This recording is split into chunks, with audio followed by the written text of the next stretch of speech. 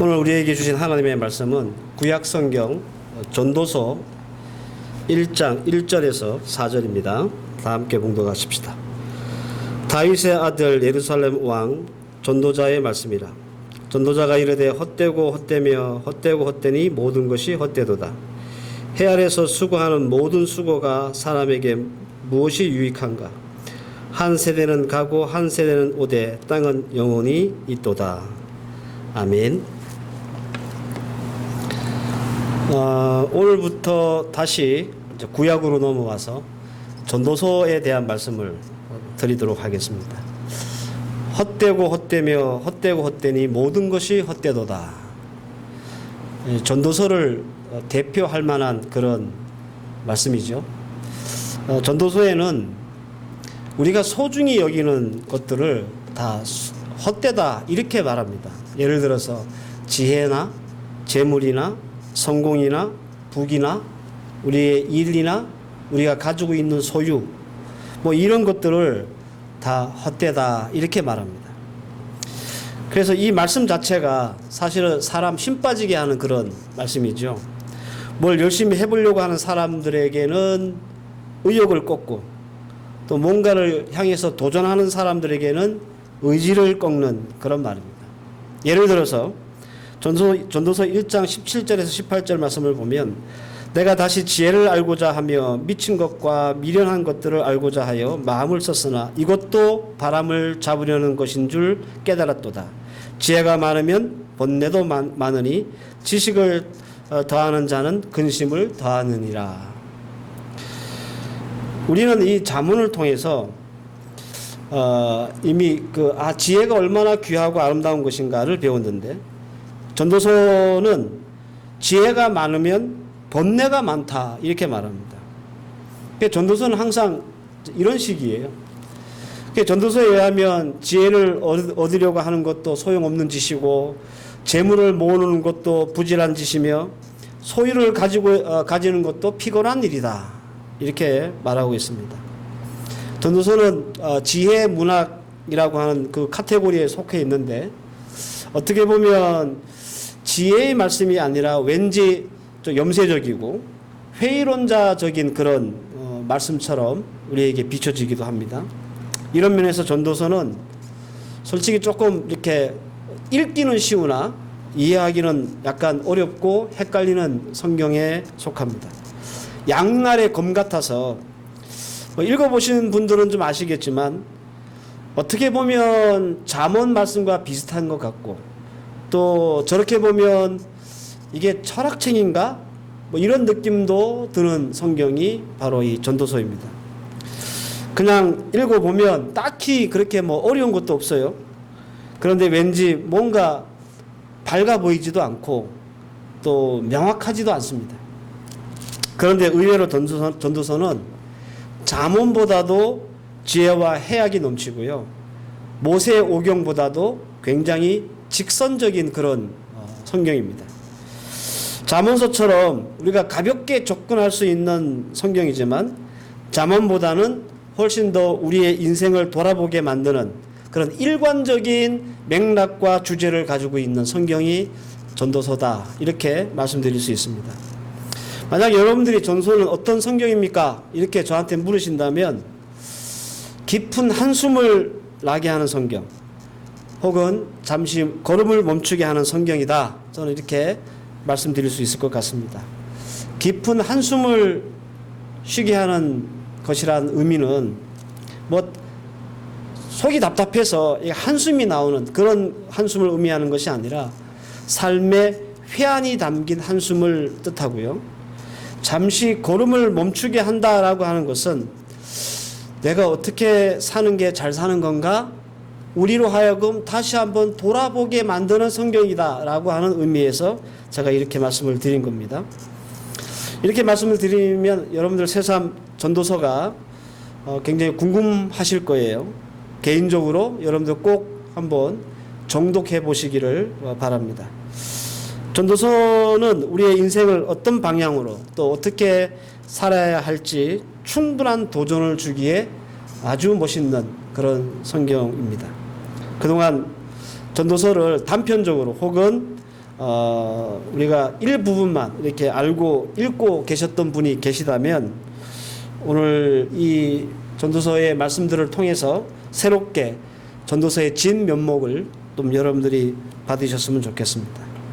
전도서는 자문서처럼 띄엄띄엄 맥락 없이 읽어도 그렇게 어려운 성경이 아님은 분명합니다. 그러나 우리가 전도서를 좀 더 명확하게 이해하고 볼 수 있기 위해서는 전도서의 뼈대와 구도에 대한 이해가 우리에게 필요해요.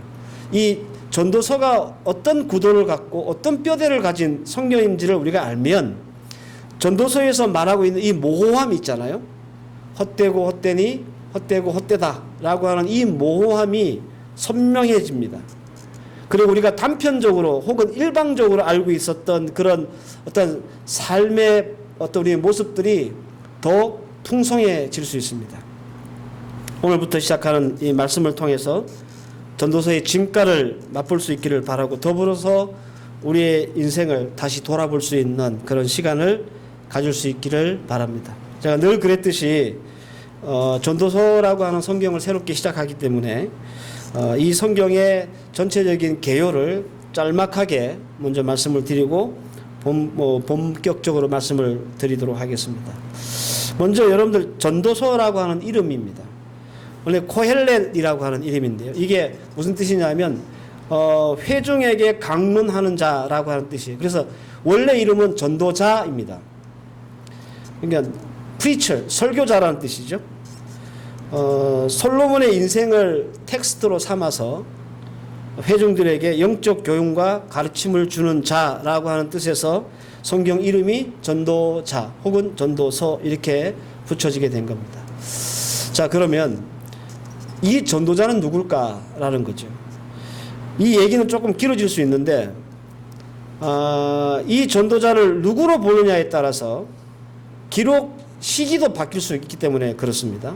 전통적으로는 이 전도서는 솔로몬이 저자다 이렇게 봐요. 그런데 이 마틴 루터 같은 종교개혁자들은 솔로몬이 저자가 아니다 부정합니다. 여러 가지 이유가 있습니다. 여기 이 솔로몬의 이름이 전혀 나오지 않는다는 점과 그리고 이 전도서에서 사용됐던 히브리어가 후대에 썼던 히브리어라는 점과 그리고 어떤 그 후대에 어떤 그 지혜자가 솔로몬의 어떤 그 모습들을 삶을 모델 삼아서 교훈과 가르침을 주기 위해서 이 전도서를 기록했다라고 하는 그런 견해도 있습니다. 저는 개인적으로 루터의 주장이 맞다고 생각합니다. 이유는 전도서라고 하는 이 성경이 가지고 있는 독특한 구조 때문입니다. 이 구조가 어떤 구조냐? 이제 세 번째로 제가 설명을 드리면 전도서는요, 두 개의 인칭이 있습니다. 참 특이하죠? 전도서는 1인칭과 3인칭의 두 인칭으로 구분되어서 기록되어 있습니다. 예를 들어서 1장 1절에서 11절까지 그리고 11장 1절에서 마지막 장 12장 14절까지는 3인칭이에요. 그리고 그 사이에 있는 성경은 말씀은 다 1인칭입니다. 그러니까 서론부는 제3자의 입장에서 3인칭의 입장에서 문제를 제기하고 결론부는 역시 3자의 입장에서 결론을 내리는 구도다 그런 말입니다. 그리고 이 서론과 결론 사이 그 중간의 본론은 다 1인칭으로 기록되어 있습니다. 마치 이런 거죠. 여러분들 목사님들이 설교하실 때 이게 설교하는 목사님들이 먼저 주제를 딱 던지잖아요. 그죠? 그 주제를 던지고 나서 그 하나님의 말씀 성경 안에서 그 말씀을 풀고 마지막에 설교를 마지막 할 때 목사님들이 그래서 이렇습니다라고 결론을 내리죠. 그런 거와 비슷한 구도를 가지고 있다. 여러분들 이렇게 이해하시면 될 것 같아요. 여러분들 이 정도로 전도서의 전체적인 설명을 좀 마치고 정리를 하겠지만 여러분들이 구도에 대해서는 꼭 기억을 해 두시기를 바랍니다. 전도서의 전체적으로 우리가 이해할 때 필요한 것이니 여러분들 꼭 아까 제가 말씀드렸던 이 구도 3인칭과 1인칭으로 되어 있다는 이 구도는 절대로 잊으시면 안 됩니다. 오늘은 이 전도서의 첫 번째 말씀으로 모든 것이 헛되도다라고 하는 제목으로 말씀의 은혜를 나누고자 합니다. 전도서의 구도를 지탱하는 뼈대가 있거든요. 아까 제가 구도 말씀드렸죠.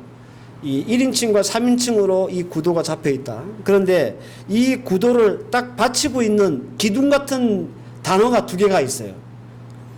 첫 번째 단어가 뭐냐면 헛되다라고 하는 단어예요. 무려 전도서에서 39번이나 나옵니다. 그리고 또 하나의 기둥이 있는데 그게 뭐냐면 해 아래라고 하는 단어예요. 이게 29번이나 나옵니다. 이 두 단어는 전도서 전체를 이렇게 딱 받들고 있는, 지탱하고 있는 기둥과도 같은 그런 단어이고요. 그리고 이 단어들은 일종의 어떤 공식 같은 겁니다. 그래서 이 모든 전도서의 말씀을 이 두 단어에 대입을 해보면 이 전도서에서 말씀하고자 하는 그 핵심을 더 분명하게 볼 수 있다. 그런 의미입니다. 헛되다라고 하는 말은 헤벨이라는 뜻이에요. 수증기, 연기라는 뜻입니다. 수증기, 연기를 우리가 여러분들 손으로 잡을 수 있습니까? 못 잡죠. 잡으려고 하는 것 자체가 부질없는 짓이죠. 그래서 이 헤벨이라고 하는 단어를 우리나라 말로 헛되다 이렇게 번역을 한 거예요. 그리고 해아래라고 하는 말. 여러분 사실 이 해아래라고 하는 말은 특별한 해석이 필요 없는 말입니다. 누구나 우리는 해 아래 사는 인생들이기 때문에 그렇습니다. 그래서 해 아래라고 하는 말은 우리가 살고 있는 제한적인 시간과 공간, 즉 세상을 말하는 거예요.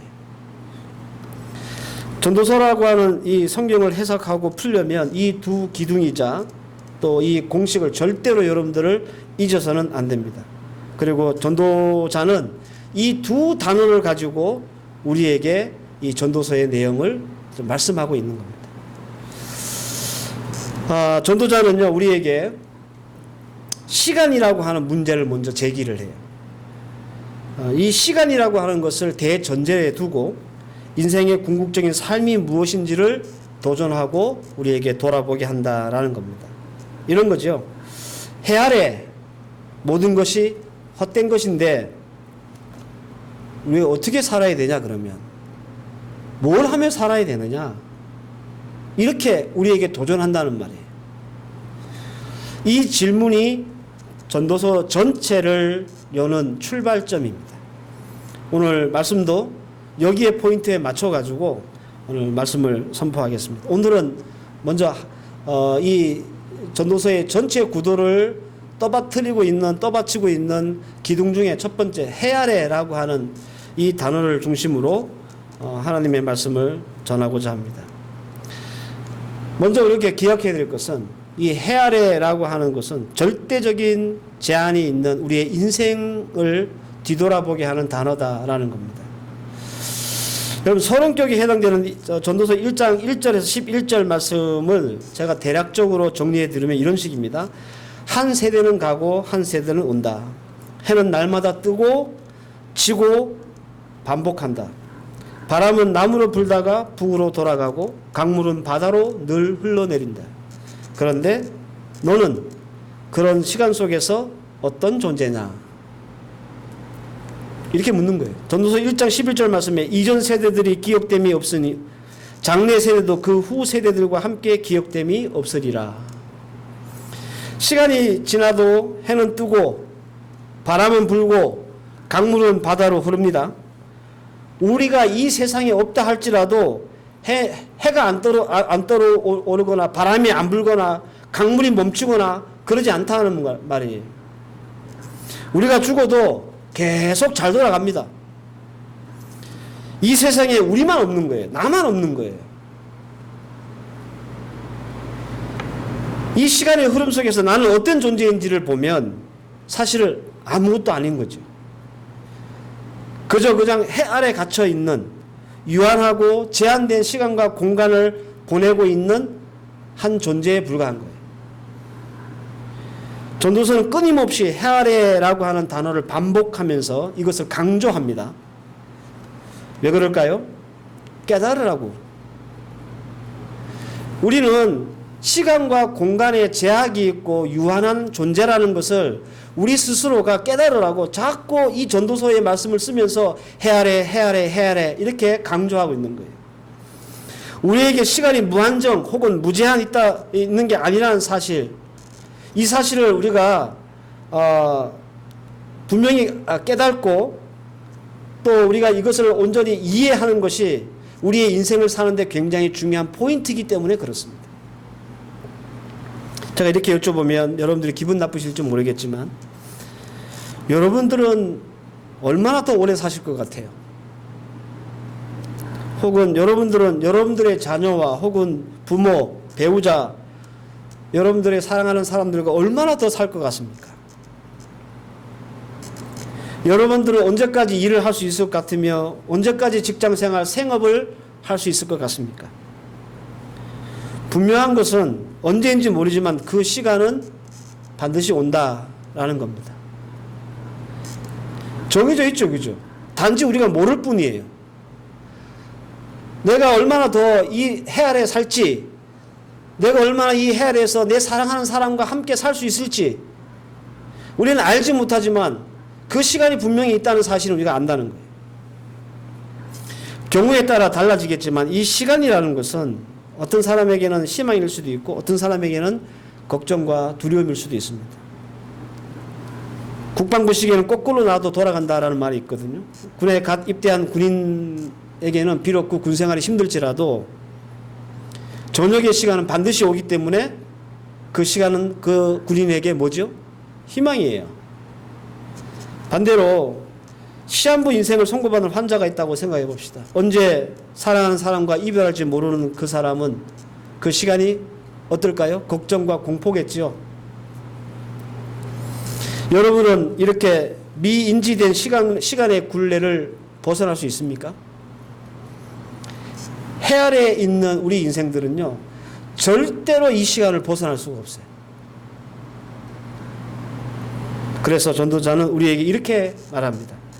전도서 3장 1절 말씀에 범사에 기한이 있고 천하 만사가 다 때가 있나니 이렇게 말하면서 날 때가 있으면 죽을 때가 있고 심을 때가 있으면 심은 것을 뽑을 때가 있고 죽을 때가 있으면 치료할 때가 있고 헐 때가 있으면 세울 때가 있고 울 때가 있으면 웃을 때가 있고 슬퍼할 때가 있으면 춤출 때가 있고 돌을 버릴 때가 있으면 거둘 때가 있고 안을 때가 있으면 아는 일을 멀리할 때가 있고 찾을 때가 있고 잃을 때가 있으며 지킬 때가 있고 버릴 때가 있고 찢어질 때가 있고 꿰맬 때가 있고 잠잠할 때가 있고 말할 때가 있고 사랑할 때가 있고 미워할 때가 있고 전장할 때가 있고 평화할 때가 있느니라.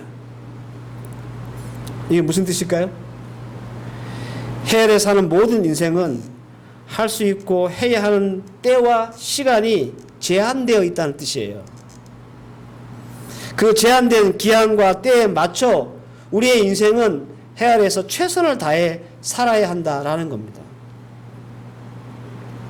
사랑하는 성도 여러분, 우리는 해 아래에 있는 인생입니다. 시간도 제한적이고 공간도 제한적인 그런 인생들입니다. 시간이 없습니다. 심을 수 있을 때 열심히 심어야 합니다. 곧 그 기한과 때가 지나가기 때문에 그래요. 안아줄 수 있을 때 포근히 안아주십시오. 곧 그때가 그 기한이 지나가기 때문에 그렇습니다. 사랑할 수 있을 때 최선을 다해서 사랑해 주시기 바랍니다. 곧 그 때와 기간이 지나가기 때문입니다. 그리고 제한된 기한과 때에 뭘 할 수 있고 뭘 해야 하는지 알고 해야 하는 것이 우리 인생의 이 아름다운 모습이다라고 오늘 하나님께서는 우리에게 말씀하시는 거예요. 그 기한과 때에 정해진 일들을 그 기한과 때에 맞춰서 제대로 하는 것이 우리 인생에게 가장 큰 복이다. 전도서는 지금 그 얘기를 하고 있는 거예요. 왜냐하면 그 때와 그 기한이라고 하는 시간이 지나면 아무도 우리를 기억해 주지 않기 때문에 그렇습니다. 전도서 2장 16절 말씀에 지혜자도 우매한 자와 같이 영원하도록 기억함을 얻지 못하나니 후일에는 모두 다 잊어버린 지 오랜 것임이라. 오라 지혜자의 죽음이 우매자의 죽음과 일반이로다. 지혜자나 부자의 죽음이나 우매자나 빈자의 죽음, 여러분들 뭐 다를 것 같죠? 일반입니다. 특별하지 않습니다. 죽음이라고 하는 측면에서 보면 쌤쌤입니다.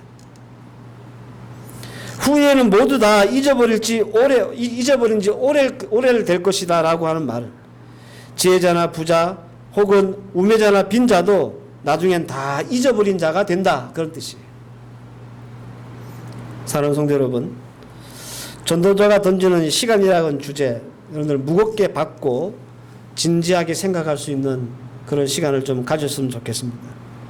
저와 여러분들이 해 아래 살고 있다는 사실을 새삼 마음에 새길 수 있기를 바랍니다. 그러면 내가 놓치고 있는 기한과 때도 볼 수 있을 겁니다.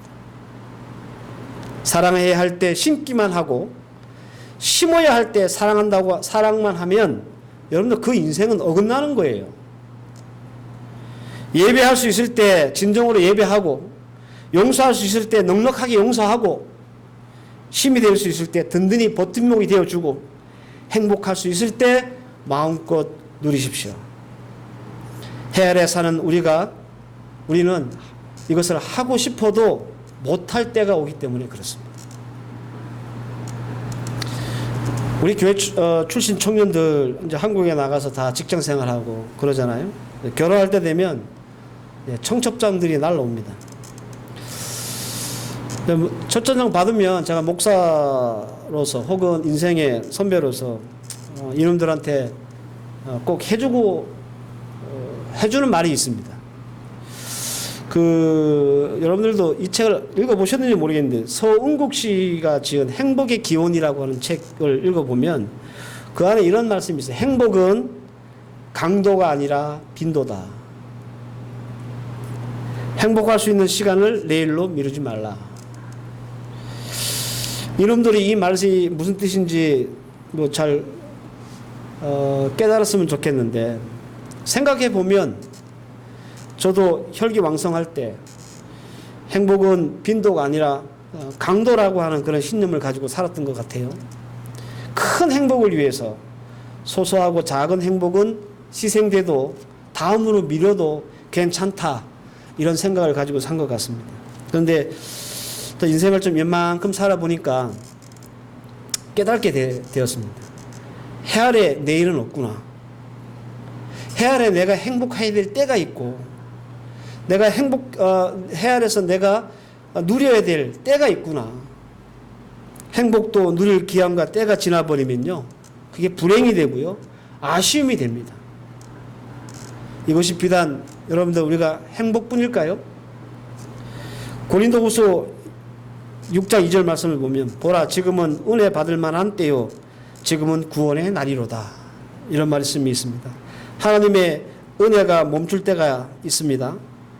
구원의 날이 닥칠 날이 있습니다. 따라서 지금은 열심히 하나님의 은혜를 구할 때이고 구원의 날을 붙잡을 때입니다.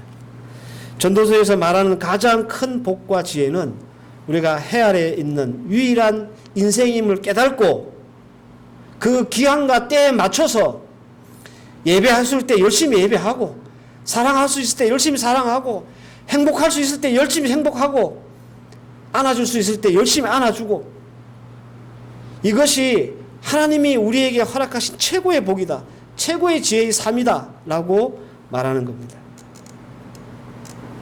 해 아래에서 우리에게 주어진 시간 많지 않습니다. 그 기한과 때가 지나면 다 쓸모없는 것이 되고 안타까움이 되고 후회거리가 됩니다.